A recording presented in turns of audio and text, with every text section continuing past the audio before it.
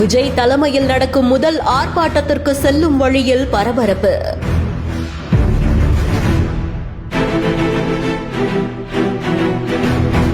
வாகன ஓட்டி தாவேகவினரிடையே வாக்குவாதம்.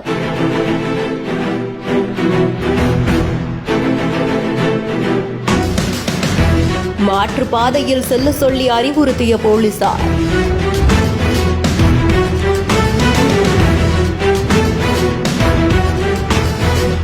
தமிழகத்தில் கடந்த 4 வருடங்கள் நடந்த லாக்அப் டெத் மரணத்தை கண்டித்து பாதிக்கப்பட்டவர்களுக்கு நீதி கிடைக்கணும்னு கோரியும் தமிழக வெற்றிக் கழகம் சார்பில் கட்சித் தலைவர் விஜய் அவர்களுடைய தலைமையில சென்னை சிவானந்தா சாலையில கண்டன ஆர்ப்பாட்டம் நடைபெறுது. இதற்காக ஏராளமான கட்சியினர் சிவானந்தா சாலைக்கு படையெடுக்க துவங்கியிருக்காங்க. செங்கல்பட்டு மாவட்ட செயலாளர் மின்னல்குமார் அவர்களுடைய தலைமையில சுமார் 50க்கும் மேற்பட்ட வாகனங்கள்ல போராட்ட களத்தை நோக்கி சென்று கொண்டிருக்கும் போதுதான் இந்த ஒரு சம்பவம் நடந்ததாகவும் கூறப்படுது. பரங்கிமலை சிமெண்ட் ரோடு சிக்னலுக்கு பக்கத்துல காவல்துறையினர் அவங்களை தடுத்து நிறுத்தி ஈசிஆர் வழியா செல்ல வேண்டும் என அறிவுறுத்தியதா கூறப்படுது. அப்போ அங்கு சென்ற வாகன ஓட்டி ஒருத்தருக்கும் தாவேகவினருக்கும் இடையில நடந்த வாக்குவாதம் தொடர்பான காட்சிகளுமே பதிவாகி இருந்திருக்கு.